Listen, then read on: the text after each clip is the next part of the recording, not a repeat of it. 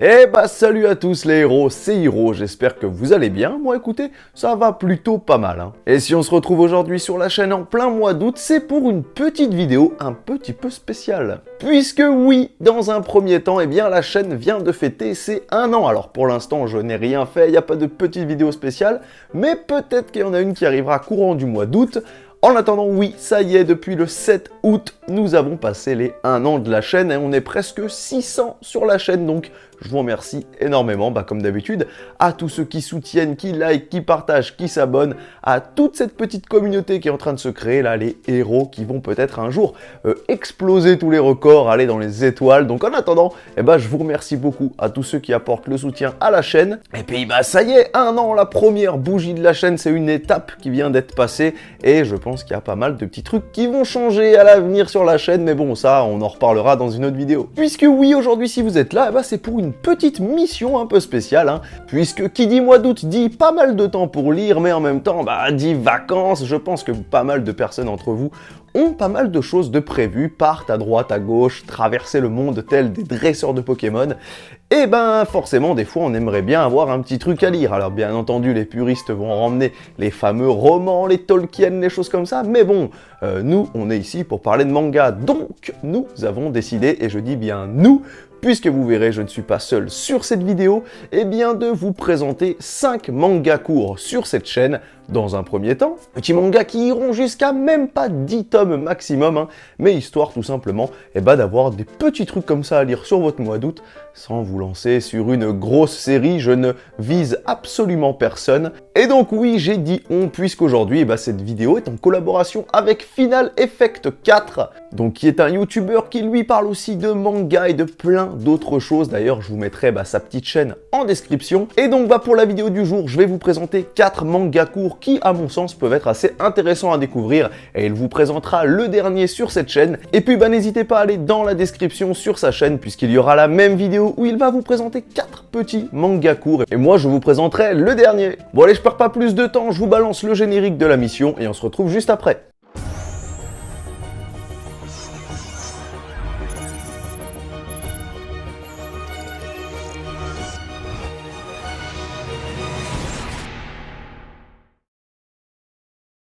Bon alors pour commencer, je vais vous présenter un petit manga très court. Alors ils sont peut-être, je les ai peut-être un petit peu rangés par ordre de préférence, je sais pas trop. Je crois que j'ai fait ça de manière un peu inconsciente, mais bon.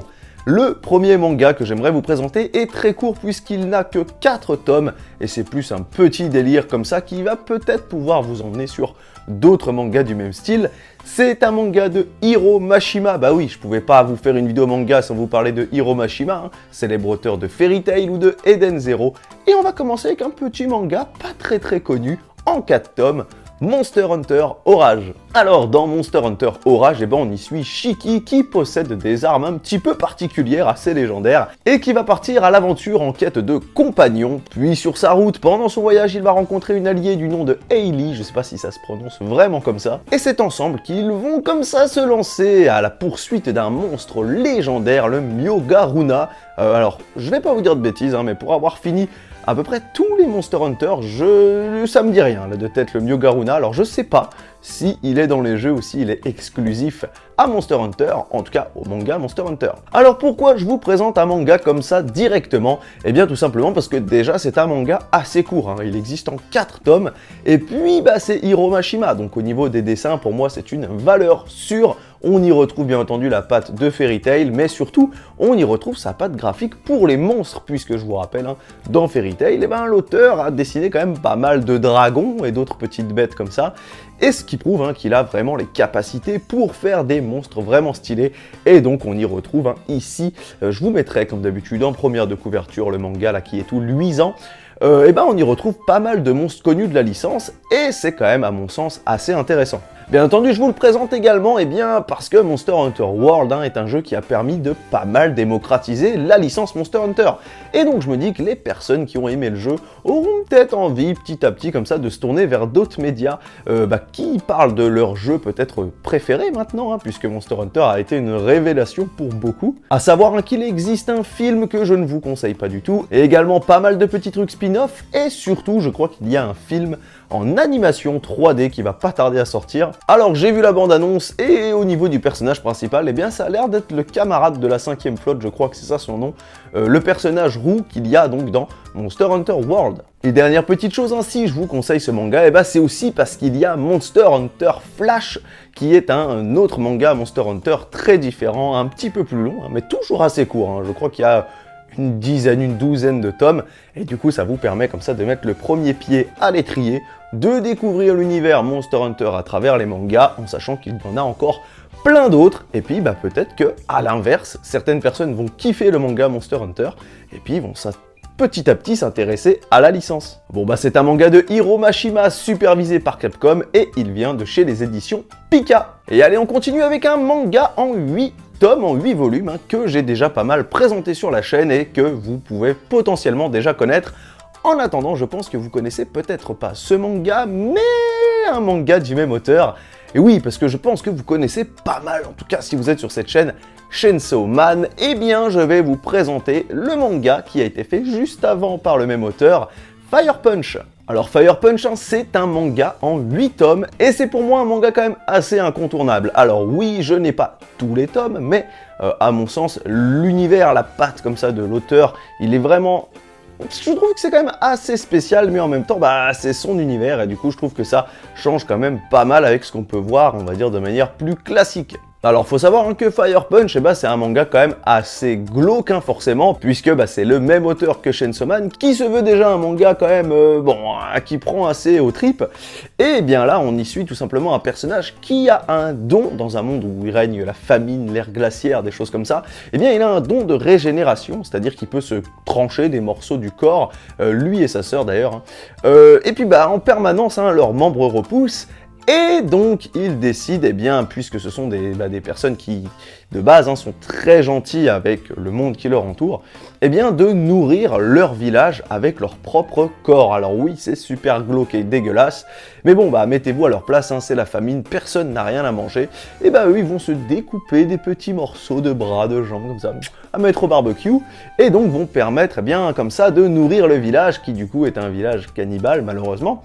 Mais ce qui est intéressant, c'est qu'il va se passer une dinguerie, hein, vous vous en doutez, qui fait que le personnage ne va pas rester avec un simple pouvoir de régénération, d'où le nom, hein, Fire Punch. Déjà, dans un premier temps, au niveau du style graphique, ça peut paraître un peu spécial, mais je trouve que c'est quand même très très cool et très très beau à regarder. Forcément, l'ambiance, comme je vous l'ai dit, c'est une ambiance un peu pesante, avec des trucs un peu glauques, mais c'est un manga...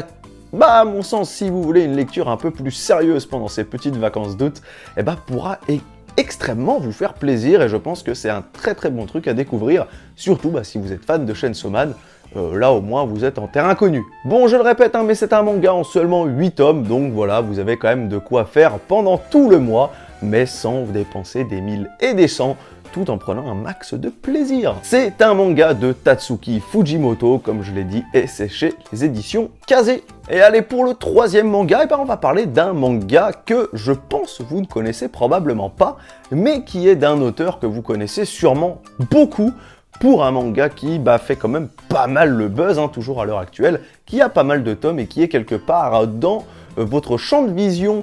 On va parler d'un manga de Koei Horikoshi, et oui, l'auteur de My Hero Academia. Un manga très court, hein, puisqu'il ne se constitue que de 2 tomes avant d'être totalement terminé, mais à mon sens, c'est une petite pépite. Je vais vous parler de Barrage. Et oui, Koei Horikoshi n'a pas fait que My Hero Academia. Non, bien avant, il avait fait pas mal de petits trucs, et notamment Barrage, un manga donc en 2 tomes, où on reconnaît d'ailleurs très clairement son style graphique. Comme d'habitude, je vous mettrai les premières de couverture ainsi que pas mal de petites planches, histoire que vous puissiez vous faire un avis sur le manga.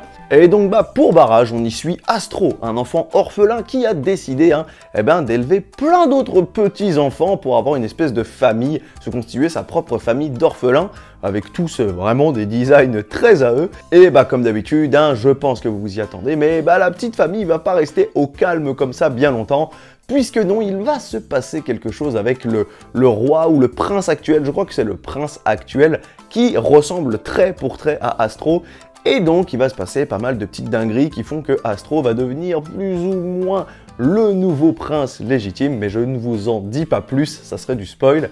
Et donc on va y suivre l'histoire d'Astro et de sa famille d'orphelins dans un petit manga, hein, comme je vous l'ai dit, très court de 2 tomes, mais avec une aventure quand même pas mal riche en événements et en rencontres diverses. Bon bah comme je vous l'ai dit, hein, c'est un manga de Koei Horikoshi en 2 tomes seulement, comme quoi ça va aller très très vite, mais je pense que si vous kiffez le style de dessin de Koei Horikoshi, donc de My Hero Academia, et que vous kiffez en général les mangas très courts, là, 2 tomes, c'est quand même relativement rapide à lire.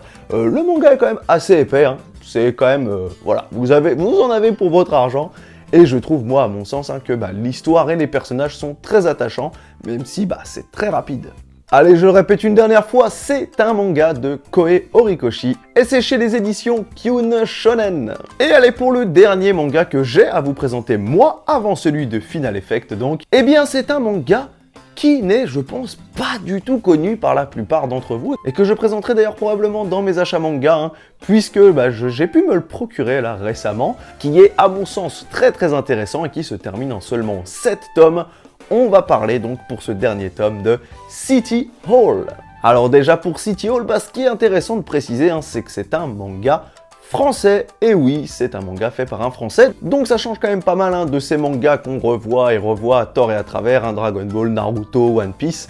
Là, c'est un petit manga français en 7 tomes, mais qui à mon sens peut être hyper intéressant, surtout à mon sens si vous kiffez à la fois les mangas et les romans. Pour City Hall, eh bien, on y suit 2 personnages qui ont peut-être des noms qui vont vous rappeler quelque chose, puisqu'il s'agit de Jules Verne et de Arthur Conan Doyle.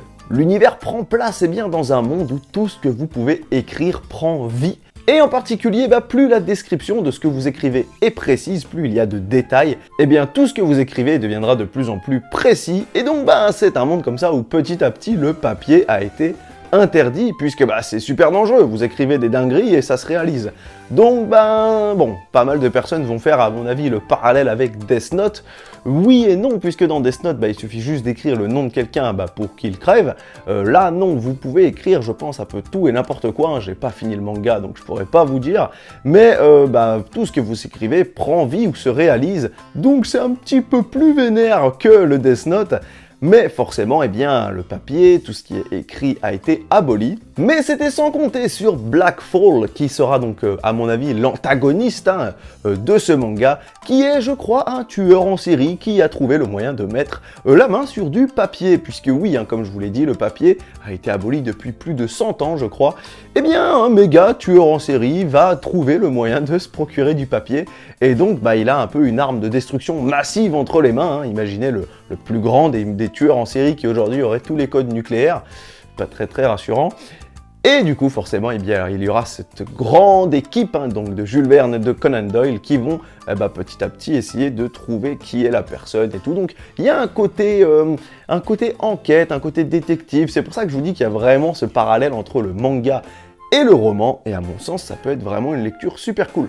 Et puis comme je l'ai dit, c'est un manga français et j'aime bien mettre en avant aussi le travail de nos auteurs français, puisque c'est quand même pas mal galère en France d'être mangaka, on va pas se mentir. C'est un manga de Rémi Guérin et de Guillaume Lapère, donc comme d'habitude je vous mettrai un petit encart avec leur nom. Et comme beaucoup d'œuvres françaises, c'est édité chez Ankama. Je pense que vous devez connaître Ankama, surtout si vous êtes des joueurs de Dofus.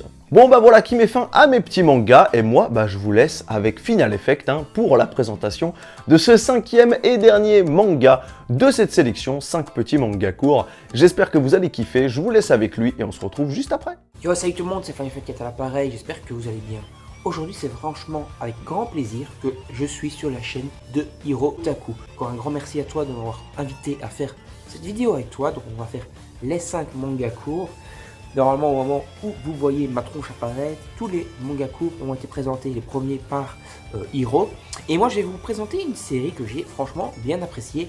Il s'agit de Shinobi Gatake. Normalement, vous aurez des images incrustées également aussi. Alors, Shinobi Gatake, c'est quoi? C'est un manga chez Kurokawa qui est fait par Nikichi Obita. Il faut toujours que je dise le nom parce qu'il est toujours assez galère à prononcer. Alors, cet auteur a déjà fait le manga Monster en 3 tomes. Manga Monster qui est donc un manga avec des monstres, justement comme veut dire le titre, mais axé full humour. Ici, Shinobi Gatake est un manga du coup plus mature, avec des samouraïs et des ninjas qui sont un peu dans une guerre millénaire. Donc il y a une guerre entre les samouraïs et les ninjas. Et il y a en réalité donc un seigneur ninja qui a pris le contrôle de tout le Japon et qui dirige donc le Japon d'une main de fer. C'est un peu, on va dire, un dictateur qui n'hésite pas à massacrer son peuple pour amasser encore plus de pouvoir. On va donc avoir différents affrontements épiques entre les héros qui sont des samouraïs et les ninjas de l'empereur, avec donc des techniques de samouraï et des techniques de ninja qui vont être utilisées. Donc c'est un peu un Naruto mature en 5 volumes, avec des combats très épiques, du dessin fraîchement aux petits oignons. Vous verrez de toute façon les pages qui vont défiler pendant la vidéo. Donc voilà, tout simplement, donc, pour voir un peu la patte de graphisme de l'auteur, etc. C'est très sombre, c'est très dark, c'est franchement très bien travaillé, les techniques sont très cool, les affrontements sont vraiment super épiques. Et le scénario, comme je vous l'ai dit, tient sur 5 tomes. Il y a un début, un milieu et une fin. Et il s'agit donc d'un manga de qualité que je vous invite à découvrir. Le manga en réalité chaque tome plutôt fait à peu près 270 pages. Donc c'est-à-dire que c'est des mangas assez copieux. Si on devrait les comparer avec des mangas classiques, on serait plutôt vers 7 tomes, voire 8 tomes. Ce qui est donc assez conséquent en termes d'histoire finalement, puisqu'on a l'impression que ça va être court, il n'y a que 5 tomes, mais après vu le nombre de pages, on peut quand même raconter pas mal de choses. Donc dans les 2 premiers tomes, on va avoir des arcs un petit peu dédiés, donc des arcs plus courts, et à partir en fait du tome 3 jusqu'à la fin du tome 5, on va avoir un méga gros arc, l'arc final, où ça va péter dans tous les sens. Il va y avoir des affrontements épiques, des techniques qui vont voler de partout, et ça va franchement être super quali et super excellent. Donc si vous voulez un manga ninja mature, dark, sombre, mais qui est quand même lisible par beaucoup de personnes, quoi, c'est pas non plus super méga gore. Voilà, on va dire un jeune public pourrait le lire parce que ça fait un peu quand même du Naruto mature, mais c'est pas non plus super méga trash comparé à Naruto. On va dire c'est un peu le Naruto Shonen de Kurokawa qui est franchement bien sympa. Il y a aussi également dans le scénario, il y a une quête de vengeance qui est assez stylée. Bon, les quêtes de vengeance, on connaît ça un peu partout, hein. Et puis ce n'est pas non plus le truc principal du manga puisqu'il y a du ninja, etc. Mais il y a quand même une grosse quête de vengeance, encore une fois, comme dans Naruto, Sasuke qui veut se venger de Itachi, c'est un peu le même principe et c'est franchement très stylé, encore une fois. Allez, on va s'arrêter là pour cette vidéo, donc pour cette partie en tout cas sur la vidéo de Hiro. J'espère qu'elle vous aura plu, ma partie. J'espère que ma tronche de patate vous convient pour cette vidéo. Encore une fois, un grand merci à Hiro Otaku de m'avoir invité. Donc moi, comme vous le savez, c'est Final Fate 4, donc n'hésitez pas à aller voir ma chaîne YouTube si vous le souhaitez également, ça fait plaisir.